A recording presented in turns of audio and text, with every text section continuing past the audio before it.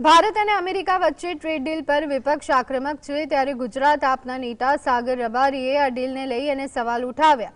તેમણે કહ્યું કે ભારતમાં ગાય માતા ગણાય છે અને અમેરિકામાં ગાય દૂધ આપતી બંધ થાય ત્યારે સ્લોટર હાઉસમાં નાખી દેવાય છે।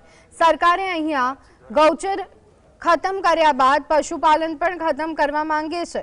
અમેરિકા દૂધની પ્રોડક્ટ ભારતમાં આવશે તો પશુપાલન નહીં બચે।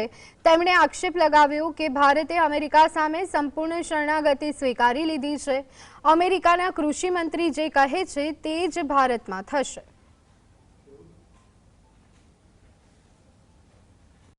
અમે આમ આદમી પાર્ટી તરીકે જ્યારે ભારત સરકારે શરણાગતિ સ્વીકારી લીધી હોય એવું સાફ દેખાય છે।